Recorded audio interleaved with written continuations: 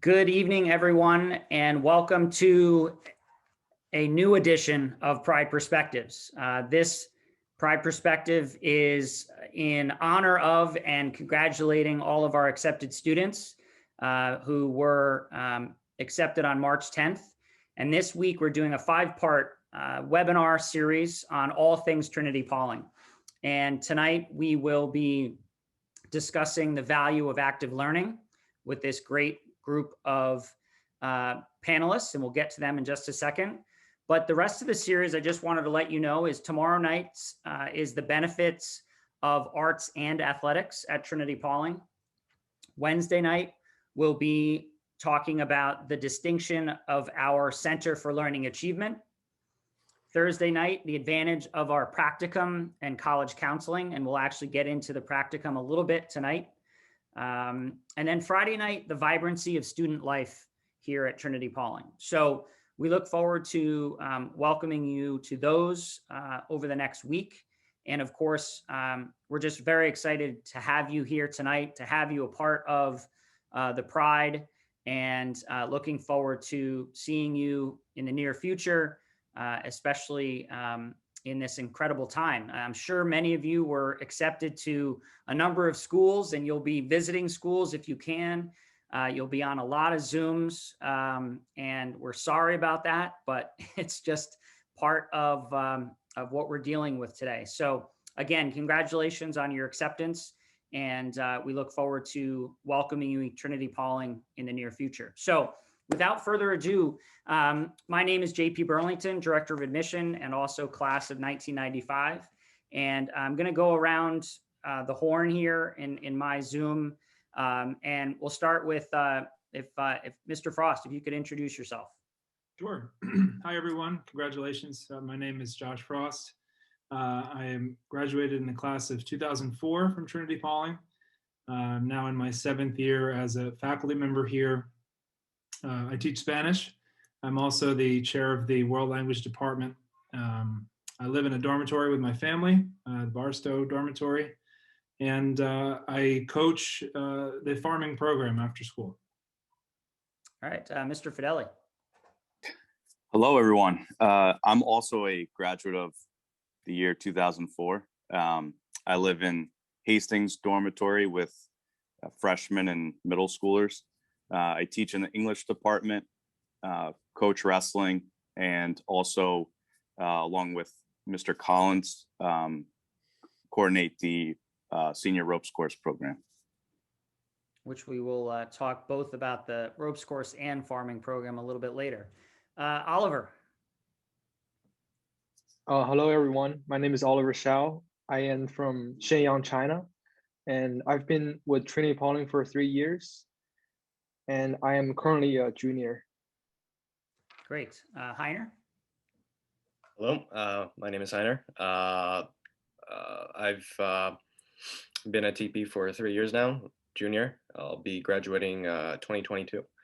And I'm from Plainfield, New Jersey. All right, great. And finally, Mr. Taylor. So before Mr. Taylor introduces himself, I'm going to do a little of our history together. So Mr. Taylor was actually interviewed me in 1991.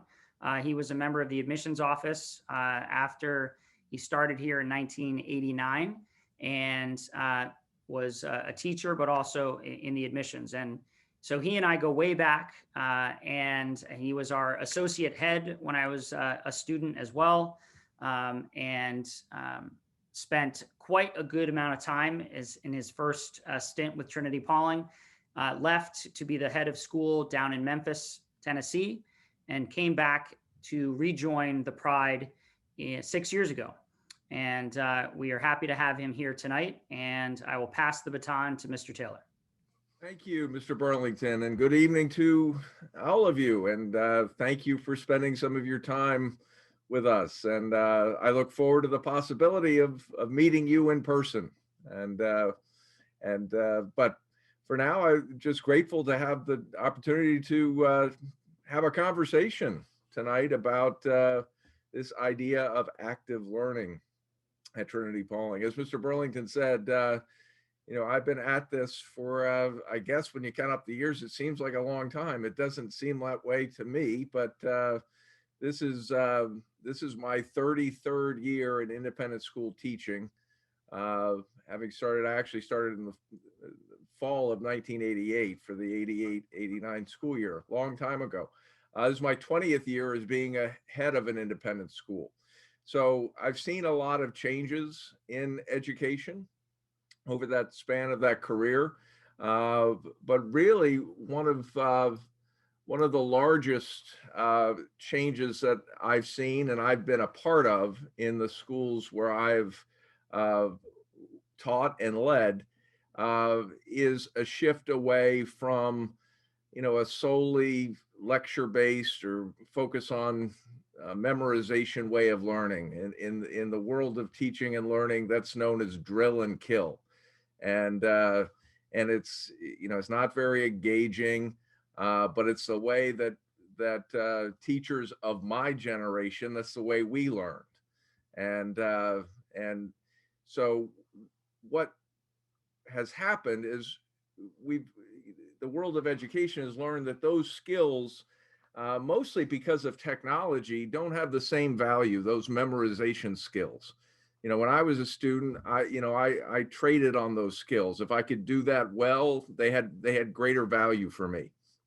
Well, in today's world, and the world that really came into being earlier in the 21st century, in the late 1990s, with computers, and then later with Google and all that, information is readily available, and you don't need to memorize things. There are things that you need to know, but where there's greater value is what can you do with that information? How can you be creative with it? How can you work collaboratively with it? And so there's been a much more concerted focus here at Trinity-Pawling of being active with that learning, using information as a catalyst to do other things, whether it's a focus on project-based learning, which we do a fair amount of here, or having well-defined collaborative opportunities. And we'll talk a little bit about that. And that's been important, I believe, in the world of education for the last 10, 15 years. And it's important for both how boys and girls learn. My previous school was a co-ed school, so I've had experience with that. And I can tell you that girls learn better when there's more activity in the learning. But I can tell you that boys really learn better when there's more activity in the learning. And that's a fundamental shift from how it was when I began my career as a teacher. And this is still the case in many schools, where the focus on education is really tied with tradition. And traditions are important, and they're important at Trinity-Pawling. But when I began teaching, certainly at this boys' school, there was a real focus on we've got to minimize the distractions for boys. And so the classrooms the desks were all sort of, in rows, focused on the teacher, and the teacher was the one who was sort of on the stage and imparting the information. And that's really not a great way to learn. And it's certainly, you can't be active that way in learning that way. And so at Trinity-Pawling, the teacher is not the person who's on the stage, imparting the knowledge. The teacher is the coach and guiding the students through the process of learning. And the skills that we're trying to emphasize are skills of critical thinking, skills of creativity, of working together, collaboration, being able to speak and write effectively. And certainly a tremendously important skill is the skills of character, how to be a good person, focus on integrity. And that is critically important for all schools, but it's critically important for boys' schools. And research began showing us about 10 or 15 years ago of how young people learn best, but also how boys learn best. And boys don't learn best when they're confined to a desk in a classroom and taught how to memorize things. That is not a way to optimize their learning. Boys learn best when they're active, when they're engaged with the material. They learn best when they're involved in creating things. They learn best when they're working with others in teams. They work best when they're learning through experience. Now, when I began teaching, that very first year of teaching, there was a movie that came out, and perhaps your parents have seen it. I'm quite certain that perhaps that most of you have not. But the movie was Dead Poet Society, and you really should watch it at some time. It's a great movie, and it's about a boys' boarding school. But this is a boys' boarding school back in the 1950s. And what that teacher, who was played by Robin Williams, what that teacher did that was considered sort of a threat to the tradition of that school is he got boys out being active in their learning. And he was an English teacher. And that movie got boys learning just right on target, I thought.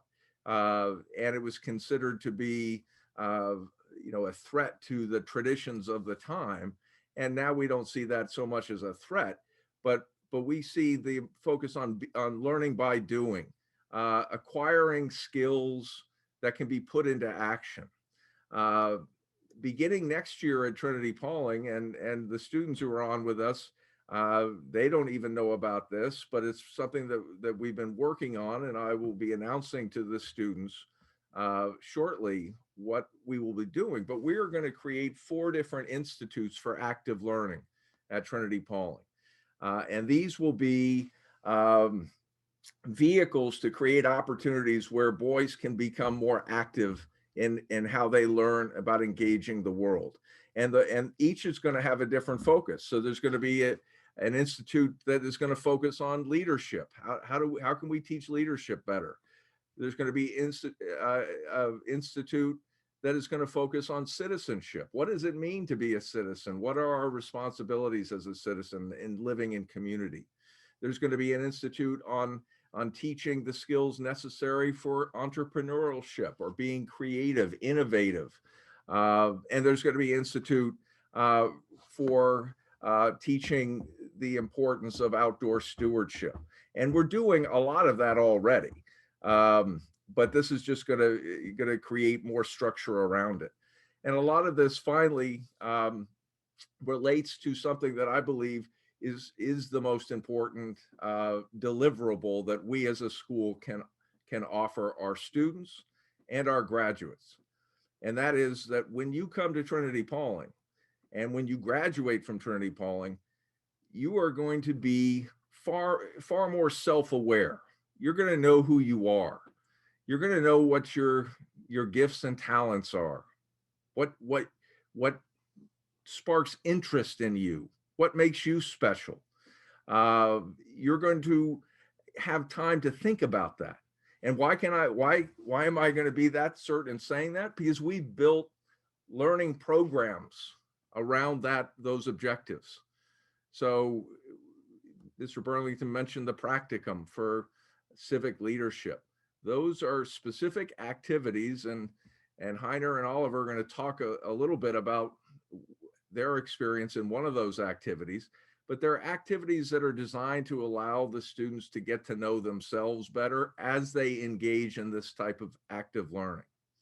So that's sort of my introduction, and I want to just sort of begin a conversation now.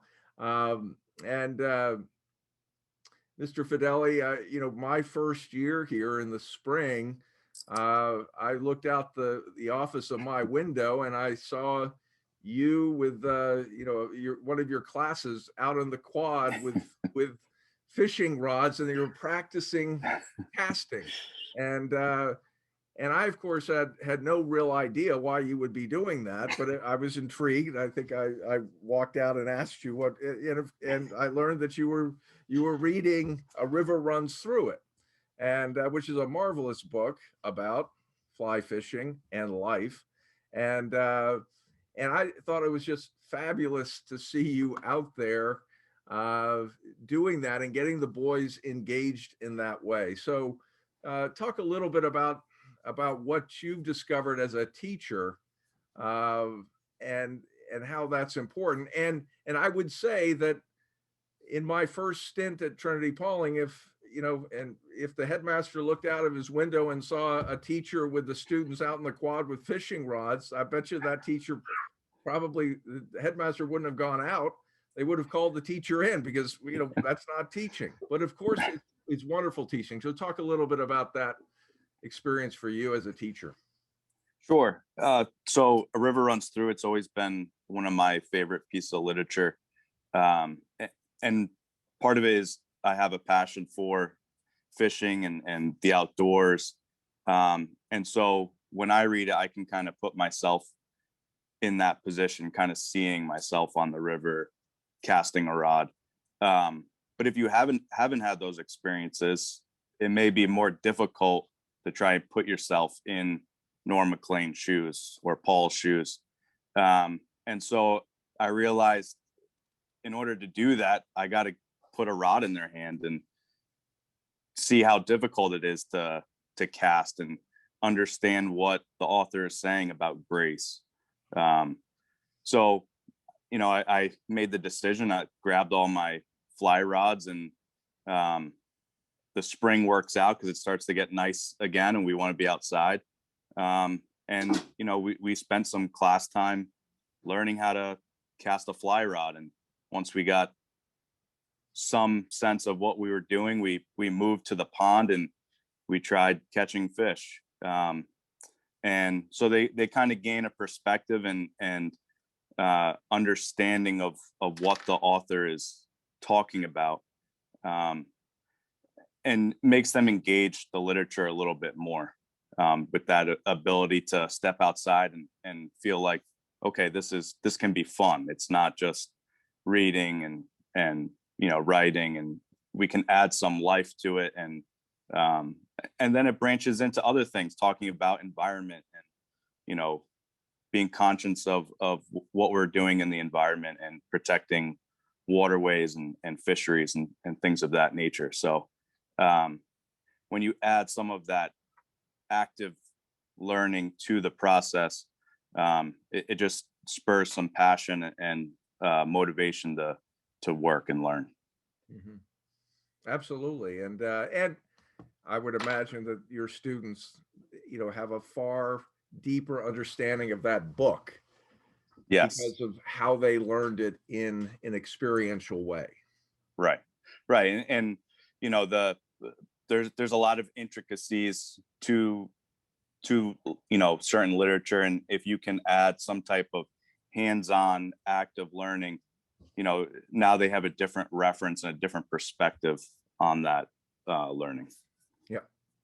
Mr. Burlington mentioned the practicum. I mentioned the practicum, and I know there's going to be a whole session on the practicum, but one component of this practicum, which is a graduation requirement, is the Junior Collaborative Challenge, where we randomly group juniors into teams of 5 to 6, and they have to grapple with a real world problem and work collaboratively to come up with a solution for that problem, and then present that problem in a filmed presentation that cannot exceed 12 minutes.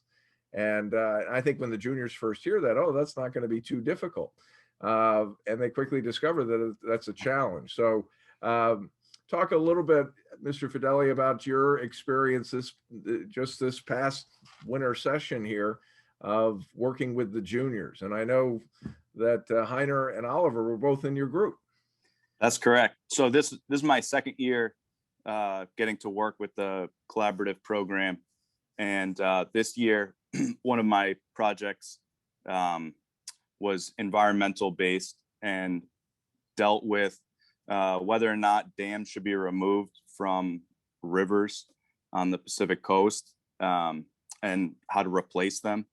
And so they had to work together. They had to figure out how to work together, with the added element of, remote. Then they had to do the research and figure out how they're going to put together the presentation. And the bigger part was, maybe there wasn't a right or wrong answer, but trying to figure out what's the best solution. And so that creates complications, and maybe not everyone agrees. And so they have to come to a solution on that. And, there's various problems that we put forth for these students to figure out. And then it culminates with this presentation. And it's funny just to see how much improvement and progress they make from the very beginning, where some of the presentations are, there wasn't a lot of practice done, and okay, now we got to go back to the drawing board, or completely erase the presentation, start over. And just seeing how that final product, how well they've done at coming together, and seeing how well they can do independently and collaborating together. And Oliver and Heiner here, they worked on the environmental project, and they did a wonderful job in research and finding new ideas and renewable energy solutions to improve issues going on the West Coast. So it's great to see what they can do and come up with. And Oliver, what did you learn through that experience? I feel like one of the good thing about active learning is like you can actually learn something that is outside of the fixed topic, because we actually learned that different problems and things are actually connected. Like in terms of removing dams, it's not only about improving the environment. You have to compensate for example, the loss of the energy. You have to compensate for the loss of the local culture, the salmon culture. So it's actually a very hard thing to fix one certain problem, because you have to consider the connection with other things. And I think in the project, we actually expand a lot more. And we did a lot of research about other aspects. So that's really helpful, and we actually learn a lot. And Heiner, you're a marvelous communicator. You write very well. You are an eloquent speaker. But talk about maybe that experience of that collaborative aspect of trying to convey a point as a group. Yeah, definitely much harder when you have no idea who's going to be working with you. But I mean, that's to be expected, right? If you go into the unknown, you typically want to be prepared, but obviously we weren't given that sort of benefit. Despite that, I think once you're able to effectively sort of come together, give a good idea of, okay, this is what we're going to do, this is the game plan. I think once you are capable and once you've reached that state, it's far easier to continue going, even if you have to start over. Because now you can put your trust and faith into these individuals who you once wouldn't have thought you'd work with, but now you see are vital aspects of the project as a whole. Definitely an experience I won't forget anytime soon, especially since there's a lot of sort of you gain a lot of knowledge from something like that, and I think there's benefits to it, especially now that college is coming up. Especially now you can write about this sort of experience that you've had, things you've learned from this experience, stuff like that. Obviously, that's a major component as well. And then there's also the sort of personal enjoyment aspect of it. There's a lot of things I didn't know about salmon that I now know.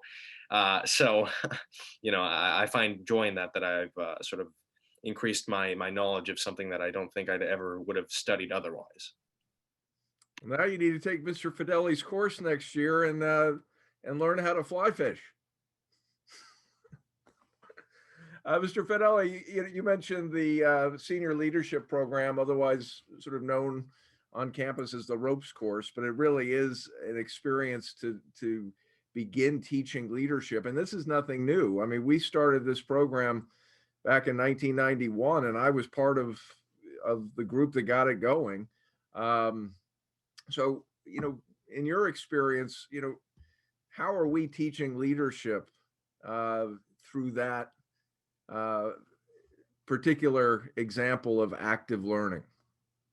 Sure. So with the senior leadership program that we call ropes course, it's a 2-day program, and similar to the collaborative program, the junior class is split up into groups, and they don't know who's in their group.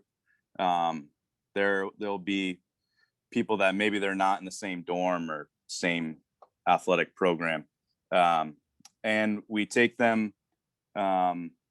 We camp outside for the night, and basically the program is problem solving, group problem solving. There's various low ropes elements that we tell them, this is the mission you have to accomplish. We kind of set some ground rules and then let them try and figure it out. And what's interesting is kind of seeing, different personalities having to come together, and maybe somebody's, likes to kind of be in charge, but doesn't have the best ideas, and having to work together to solve these elements. Sometimes the elements are completed in 30 minutes, and sometimes it takes 3 hours, and we have to take a break and take a deep breath and try it again. And what we're trying to get at is relating some of these things that they're doing, and some of the traits that we're seeing, and relate it to school. How can we be better leaders on campus? What were some of the struggles in this element, and how can we relate that to being at Trinity-Pawling? And I think probably when Josh and I were students, there was more of an experience being outdoors or camping and hiking. And I think over time that's become a greater element, where it's putting some kids in uncomfortable situation. And that's kind of their perseverance, kind of living outside for the first time, or, not having your phone charged at night. So little things like that. And part of the great thing about the program is sometimes individuals who are apprehensive about going, by the end of the weekend, they're like, can I go again? So, and part of that is kind of the element that this group that maybe doesn't hang out on campus all the time, they kind of grow close together, and maybe learn something new from someone else. But the idea here is we're building up that junior class to become the leaders of the school for the next year, and discussing what it is that they see is necessary in terms of being leaders on campus, whether it's proctor, prefect, dean's assistant, captains of teams, or just being a senior on campus, because we see all of them as leaders to the underclassmen. And so it's just been a great jumping off point for that junior class to move into being seniors that next year. Great. Thank you. Mr. Frost, certainly when we talk about active learning, perhaps the most vivid example is the activity of actually growing and harvesting food and preparing the land for that process. We began our farming program, and I think you were a part of it back in 2011.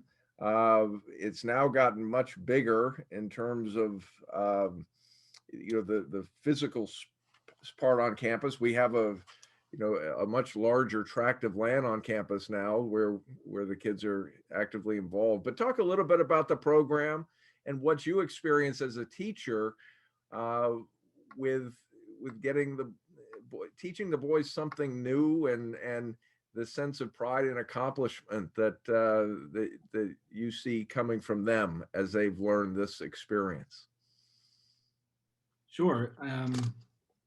Over the last 4 years, over 40 students have come through and done farming as a sport, and I can think of maybe only one or two who had any experience of anything even remotely similar in that time. It's a new experience for everyone, nearly everyone.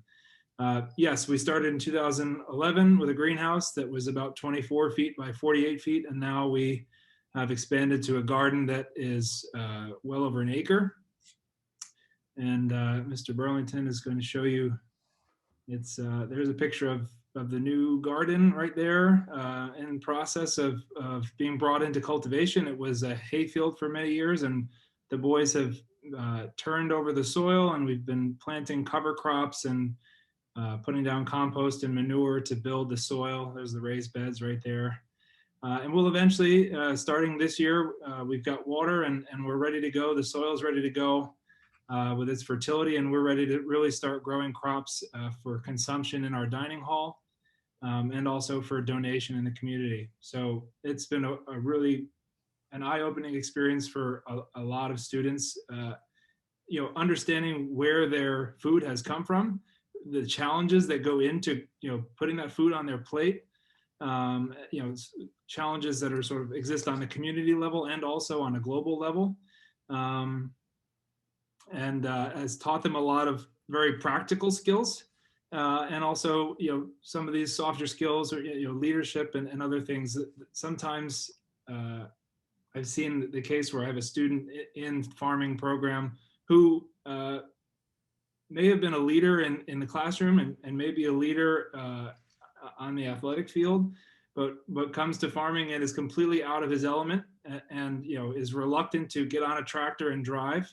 And the program provides students the opportunity to see some tangible results, the work of their hands, to actually grow food from seeds and harvest it and bring it to the dining hall for their classmates to eat. And there's a real sense of accomplishment there that builds a lot of self-confidence. And also there's kids who maybe aren't leaders in any and don't think of themselves as leaders in the classroom, who aren't outspoken, who aren't the captains on the playing field, who come out and have brilliant ideas, food, let's face it, food production and everything farming is sort of rife with challenges, and I do not give them the answers. Even if I may have an idea of how to proceed, I leave it to the students. I say, hey guys, here's the issue. This needs to get from here to there, or we need to, this is the problem. How can you solve it? And oftentimes, the boy who comes up with the idea that solves it is been the quiet one, who comes out of nowhere with a brilliant idea on how to fix it. And I love that. So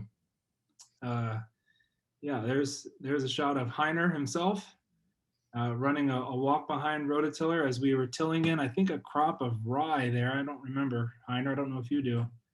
Heiner, perhaps you want to share what your experience has been in farming, aside from the interactions you had with the wildlife on your way up there. Yeah, definitely a positive one. I never thought I would do farming, but here we are. Sophomore year was definitely a change. I freshman year, I did cross country. I was getting used to I was getting accumulated to the environment, the sports environment in fall. Saw that farming was an option, decided, hey, why not? And then from there, I think, yeah, it was definitely, it's a very positive experience. The seniors at the time, Harrison, very nice, very sort of knowledgeable. It was a very friendly environment. And, other than the sort of broad positive experience, it was definitely, going into sort of the finer details, working with the machinery was definitely a challenge, but rewarding once you sort of figured out how to do it. It was definitely labor intensive, but it wasn't. It was labor intensive, but it was worth the work you put into it. Seeing the crops grow and the end result of your hard work is really sort of just overall amazing thing. Um, Besides that, the wildlife that's up there, that was definitely one of my more favorite things.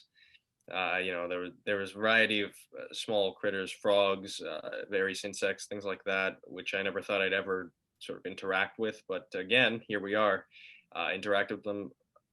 Good experience, in my opinion. Even saw a bear, which was very amazing. I've only seen those in zoos, so seeing one in person was shocking, but again, a positive experience. There really is just as a sort of fill-in sport. I don't even want to call it that because it should just be it should be considered a sport. It's a lot of work. Um, it was definitely one of my more beneficial sort of positive experiences at TP so far. Definitely a lot of things I've learned as well from the farming program as a whole. Yeah, I think just overall, if anyone here would be interested in a fall sport and doesn't want to do something conventional, farming is definitely a very good option. And I would say that it's a unique program in that it's been driven completely by students. They have done, they have advanced the entire project. This isn't something where students jump in once in a while and there's adults that are running it. It's, the work stops when the students leave and we pick it back up the next day. So when there's, when we need a gate or we need, something built, we have a sawmill. We go and we find a log and we mill it up and we solve that problem and move on to the next. So the picture you saw of the garden that was cleared and had beds in it, that was all the work of students, and they really have the opportunity to learn food production from starting seeds in the greenhouse all the way through harvest, and has been very rewarding. We have the natural resources up there and the plans to install an apiary to begin shiitake and oyster mushroom cultivation. We have lots of sugar maple trees, and so that is on the horizon as well. And this is going to expand to be not just an after-school program for some kids, but also students will be able to participate on Saturday mornings. They'll be able to participate in winter projects, and we're sort of actively creating more opportunities for students who may play on varsity athletic teams and may not see themselves as having the opportunity to do it. We're creating more opportunities for that to happen. And that also includes having academic classes, science classes, English classes go up and use that space as an outdoor classroom. We have plans to put a barn structure up there and another greenhouse that would allow classes to go up and teachers to hold a class in a new setting. And it's been quite valuable. You mentioned the doing things on Saturday mornings, and that's I'm sure a question that would come up. Okay, when you're doing all of this, where does the time come from? And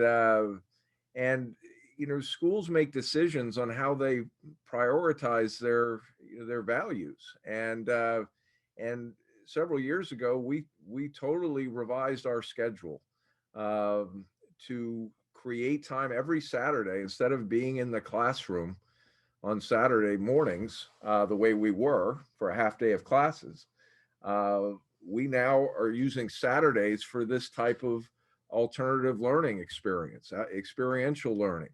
And we'll be able to do more of that, as Mr. Frost said.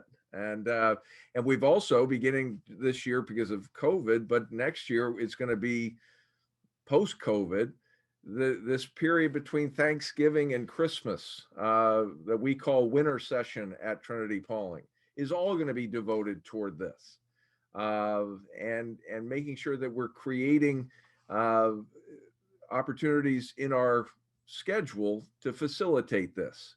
So it's not on top of this. We've carved out time within the the time that because we believe that that's so valuable.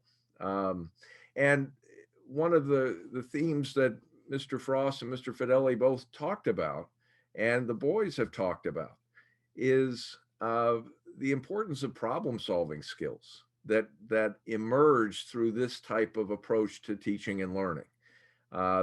What they're really engaged in is learning how to solve problems. And yes, you're doing that in math classes and in science classes, but this is being actively engaged in solving problems.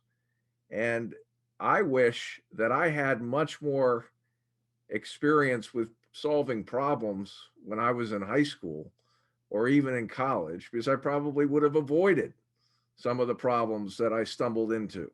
And there's an old saying that you learn, you learn from your mistakes, you learn from experience. But if you can learn how to solve problems, it doesn't mean you're not going to make mistakes, but you can navigate your life with a stronger foundation of experience in that skill.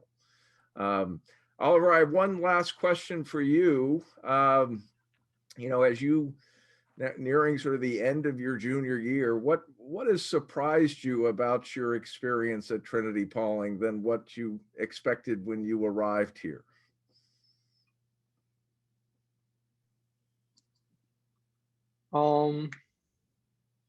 I think what surprised me is how supportive and how friendly the environment actually is here. Because studying in a different country in a completely different culture is actually a very challenging task. And I think for the past 3 years, all the members, including the students and the staff, are being very supportive, whether in academics or just life in general.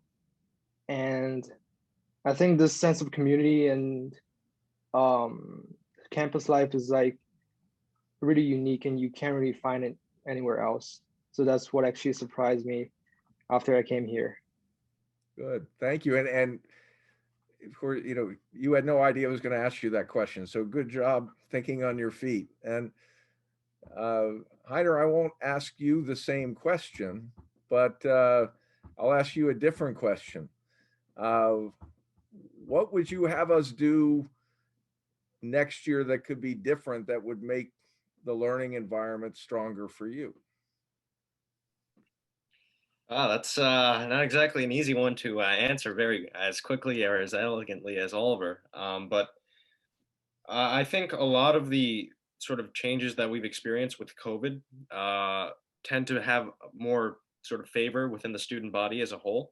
Especially things like, things that probably won't stay the same, like the way dining is dealt with now, being able to take food out, things like that, not being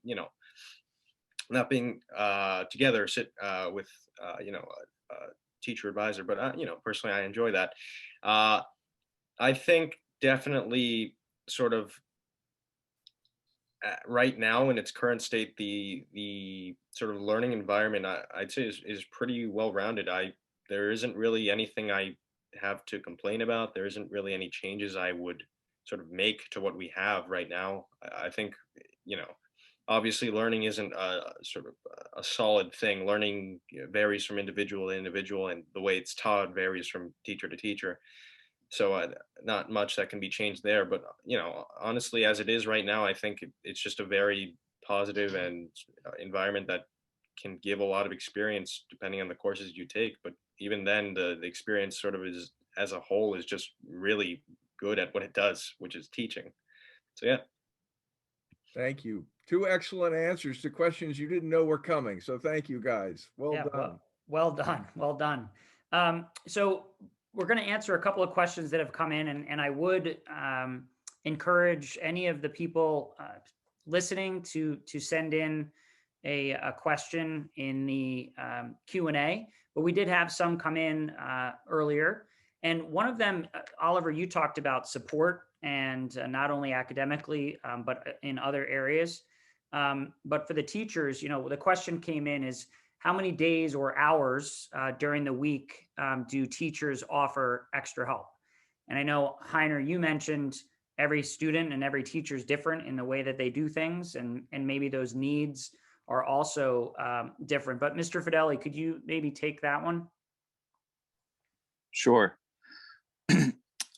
I think typically in the beginning of the fall, each teacher will probably set, certain nights that they'll have just kind of open extra help hours in the classroom or in an office. But I think what's unique about our community is the extra help is really tailored to the student. So, certain individuals may need extra help multiple times a week, and that extra help may be 15 minutes to figure out a problem. It may take all of study hall. And I think that we don't try and limit it to specific numbers. It's more about what is most beneficial to each individual. So I would say that we as a faculty are available for extra help throughout the week. And the amount of extra help given is tailored to each student that is desiring it. Right. And so Heiner or Oliver, I think great. I mean, I think it's probably nightly it's different, weekly it's different, but are there times where you're asking for more extra help than others? How would you, either one of you, what is there, what it sounds like is that there's not a system. It's when you need it, it's there, but maybe talk a little bit about that.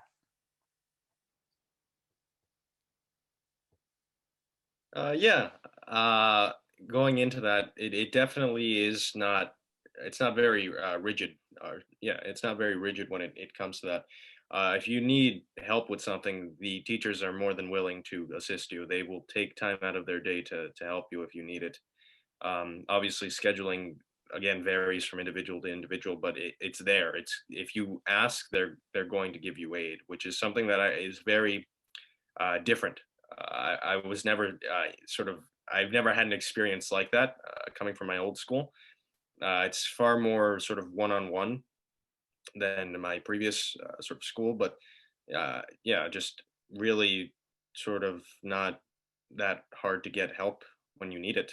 Just ask and you'll receive what you need. So Right. So Mr. Frost, a question about, and it's something that the answer kind of came out of what Mr. Fedeli was talking about with the river runs through it, and hands-on learning with learning how to fly fish. But the question was, how do you include hands-on learning in classes where you wouldn't expect it? So maybe an English class or a Spanish class.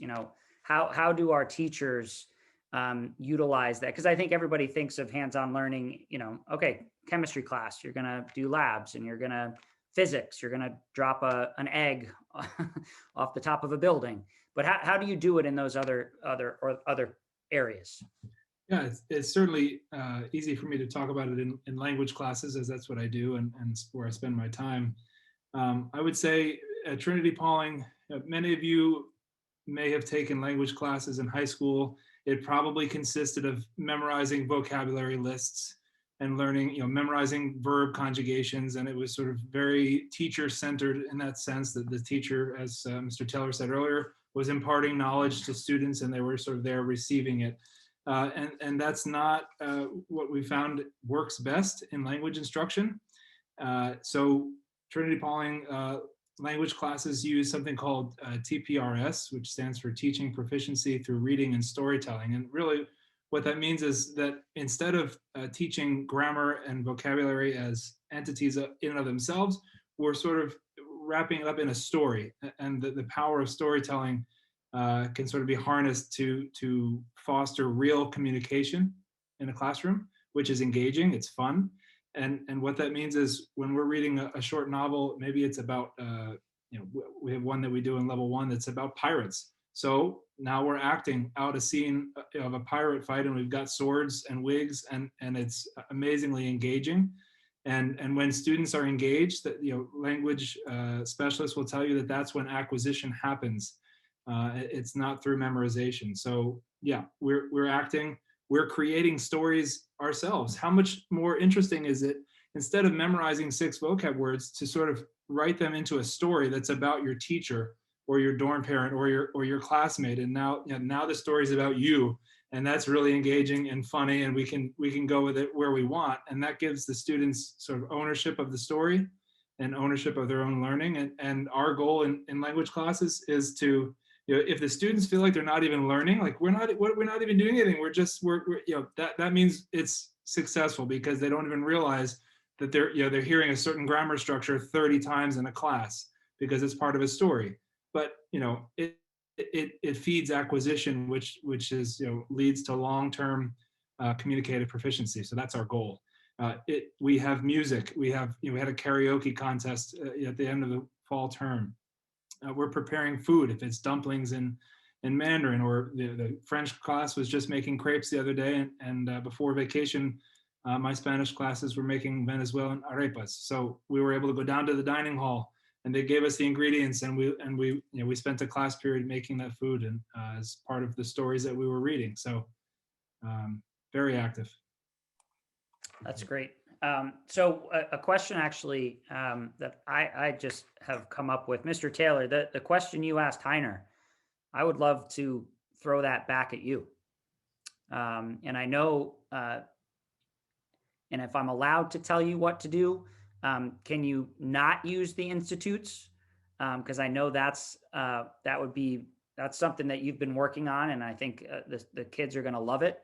But is there something that you would like to envision that's different, or better, or whatever the terminology might be? How would you answer that?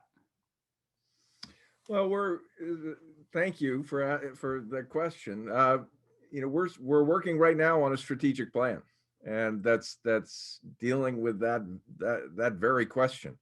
And, you know, what is the roadmap in the next 3 to 5 years that is going to not lead us to a destination, but that demonstrates that Trinity-Pawling is the most dynamic, creative boys' school around, and doing innovative things, that has found a way to merge tradition and innovation in a way that respects both of them.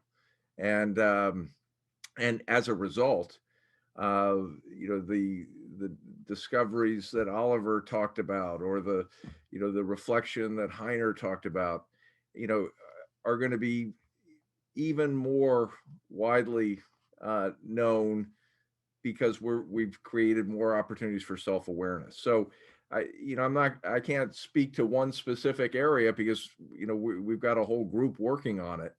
But I can tell you that we're committed to that process of asking that question, not just in this process, to continually ask that question, so that we're constantly growing as a school. Thank you. I had another question come in, and maybe Oliver, if you could answer this one. Obviously, you don't remember having your courses chosen for you when you were accepted and in the spring enrolled. Mr. Karate did that for you. But can you, if you can remember, and even as you go throughout the spring, how are the courses selected? And, you know, are you a part of that process? I think obviously for freshman year it's kind of different, because Mr. Karate basically just choose a course for you. But I think you have the freedom to choose one course based on your own interest. For example, I chose Introduction to Computer Programming, and some students will like to do arts and photography. And starting from your sophomore year to your senior year, you will have a one-on-one session with Mr. Karate, typically at the beginning of the spring term. And you will have a conversation with Mr. Karate about what type of class you want to take, and he will give you advice on the stress level of each class, and what your personal interests are. And I think it's really helpful to just look over all the class on the TP website before the meeting. And I'm pretty sure Mr. Karate will help you choose the best course for you. Yeah, that's great. And I think also, yeah, knowing that it was 3 years ago that the two of you went through this, this spring, our academic office will put together the courses for all the newly enrolled. And they will be based off of what you have taken already.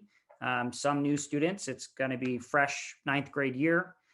Some it might be coming in as a junior, and we'll look at maybe the 2 years you've had in high school or the 3 years and determine what's the best next steps. And sometimes the college counseling office will get involved, especially if there's interest in a certain major already, or potentially maybe a technical,